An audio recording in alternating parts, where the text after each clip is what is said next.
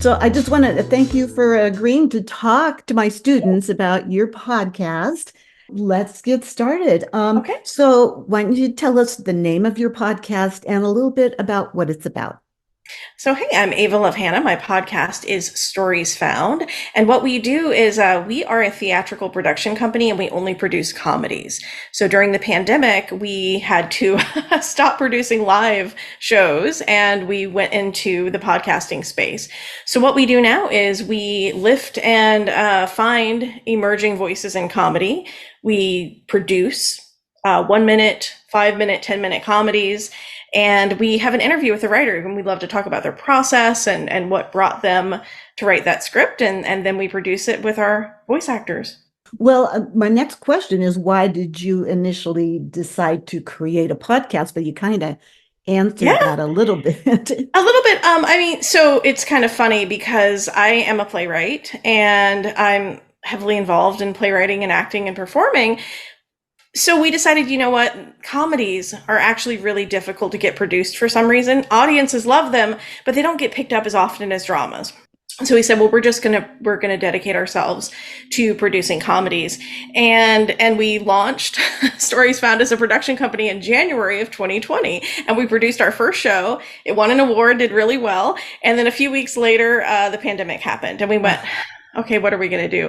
Well, my husband just happens to be an audio engineer and we have all this really cool equipment. And we said, I suppose we could try a podcast. and it just went from there. And it's been so beloved and our actors are so great and our playwrights we work with are so wonderful that we kept doing it. So explain a little bit about your format, like how is each episode set up? So what we do is since our focus is on the writer. Yes, the show is important and yes, comedies are important, but we really, since I'm a writer as well, we really want to focus on the writer. So what we do is we have an intro and then we have an interview with the writer and we talk to them. It varies depending on their background, but where they came from and how they got their ideas for their scripts and their writing process and just who they are as a writer. And then we have a little bumper and then we introduce the script and it's performed by these really, really talented voice actors in our collective. And then we do a little outro and we go about just promoting the episode, based on the writer. Our episodes are named with the title of the script and the writer. They're not really about us, they're about the writer. Who would you say is your target audience? Like, how do you reach them? That's a good question because everybody needs to know that when you're doing a podcast. When we first set out, we said, well, obviously people who love comedy, but then it's a little more than that. It's anyone who's interested in writing or, comedy writing or just writer's process. It's people who are interested in the theater, people who love audio dramas. So we have several niche audiences that we appeal to in different ways. And that's wonderful, but it's also really difficult when you're marketing a podcast. It's easier to have sort of like one audience Right. and you go, well, these are our fans. But we appeal to a pretty broad spectrum of people who are interested in the arts and in writing. Okay, so how do you decide? Because you say you have a writer and then you do Mm-hmm. the script, but how do you decide on who's going to be on? How, what are your individual topics for your podcast? Like, how do they get to be on it? So we do several calls for submissions. The way our format works is we always do the interview and the script, but we do have a thing called Micro Mondays where it's just a 1 minute play, and those are to be in between the big episodes. And we found our audience really loves them, keeps them engaged. But so what we do is several calls for submissions. And we will open it up to either stories or plays because we do allow those. And then we will get our slush pile. We did 2 calls for submissions at the same time, 1 minute and 10-minute plays, and we ended up with 1,100 submissions. So Oh my gosh. We tend to average around 400 to 500, but because we had the 2 at the same time, it was a lot. And we have a literary committee that's made up of about 5 or 6 of us, and we go through and we read the scripts and we evaluate them and make notes, and then we say, do these match our mission of what we want to present. We want to do comedy. We want it to be, if possible, emerging voices in comedy. We tend to lean towards things that are not super blue. It doesn't have to be completely family friendly, but Yeah. we want to keep things within a certain, a way acceptability, I guess. We don't want to end up not safe for work. And really, we just evaluate them on their merits. And those of us in the literary committee all have a background in playwriting and theater and comedy. So in terms of preparation, Mhm, uh, they seem to all be set up similar. So it's mhm. just you meet with you do like a Zoom, like we're doing now with the Exactly. author. Okay. So my process, it takes a lot of work to make things seem simple. And that's what we all know that about performance, Oh, right? yes. Yeah. And so we dedicate a lot of hours to the podcast. Fortunately, I can hand off all of the engineering stuff and I don't have that on my plate. But when it comes down and we've selected the scripts, then I will send out the letters of acceptance. And then I go through and I start researching our writers and finding out, what other shows they have going on, what their writing style tends to be. And I write an interview, and that can take me 1 to 2 days to really sit down and be thoughtful about what I want to talk to them about. And we will schedule our interviews. We tend to, with their season this year, since we pre-selected our full year of plays, we will do all of our interviews sort of in the beginning. And in the background, the plays are being recorded, and then it all sort of kind of comes together.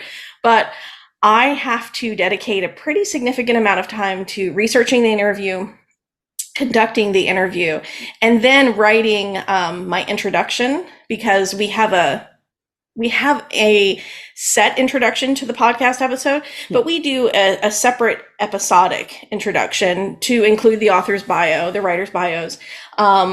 Anybody who we're sponsoring, or we always have we give a shout out to a fine arts organization or an arts organization to let people know about them. We want to bring more awareness to the arts. And then, we put it all together, and then I do custom artwork for each episode. Oh, wow.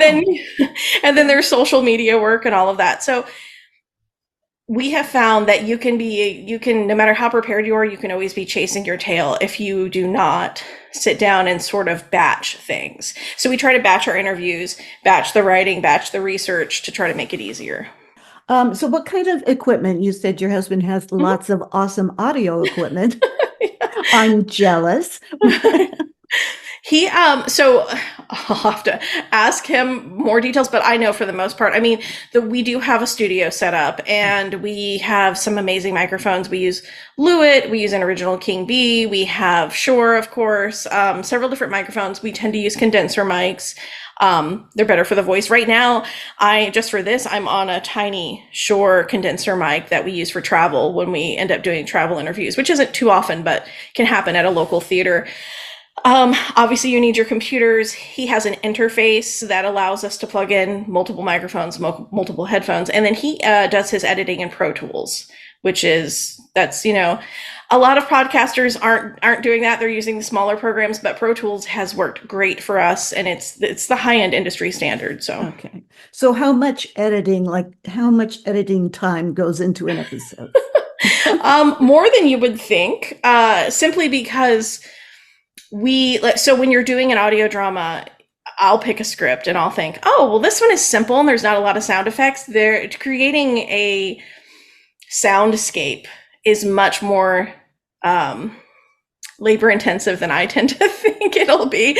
So one of the reasons that our scripts our audio plays are so well liked and received is because he does do several hours of work. He'll say, oh, this one won't take me too long. And it will be probably maybe 8 hours or so minimum on one episode, because he has to source sound effects. He has to edit them together.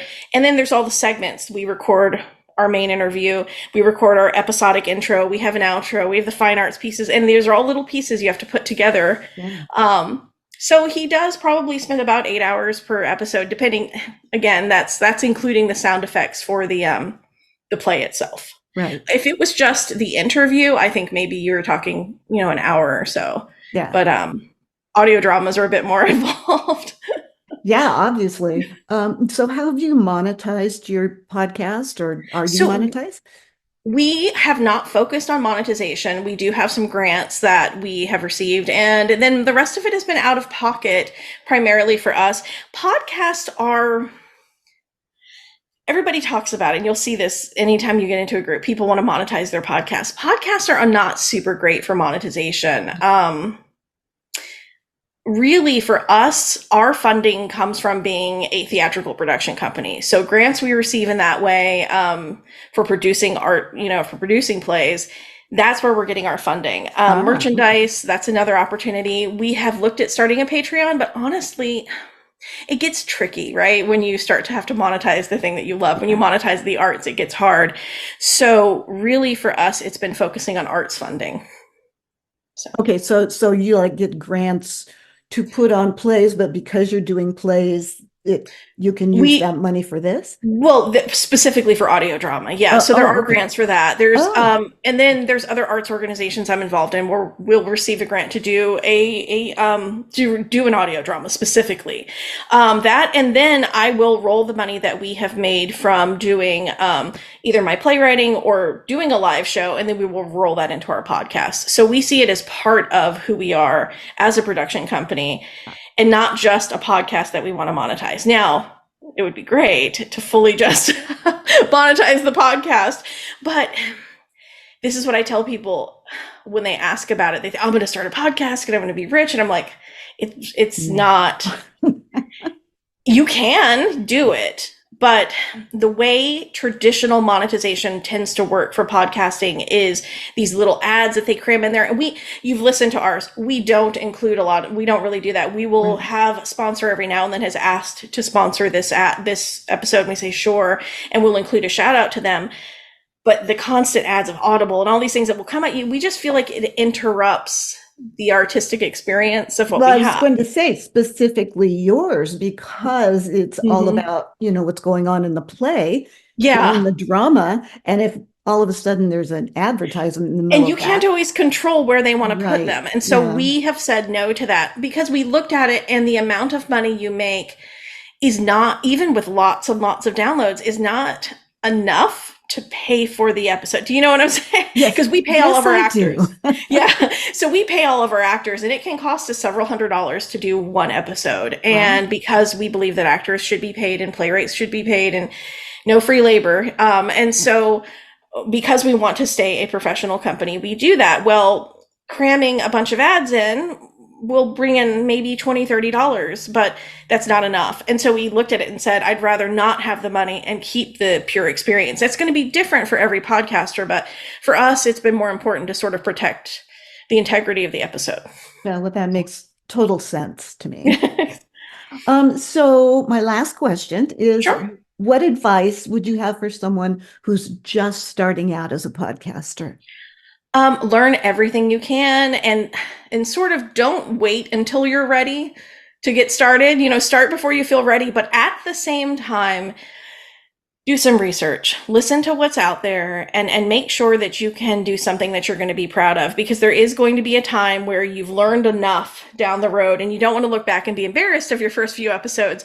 But the goal is to make every episode a little better than the one before. So do jump in before you think you're ready, but just do a little bit of research to make sure that you do understand what you're getting into. And you're going to get burned out. So set a long-term goal, and then just really keep your eyes on the mountain, head towards it. Awesome. Well, Ava, thank you so much for your contribution to our class. And I'm very excited about sharing your podcast with my students, and I'll let you know how they like it, or they may become, good, solid listeners. And, we're always accepting submissions. So if anybody's got anything they want to send to us, they are welcome to do that. We love new voices. So, Well, thank you again. Thanks.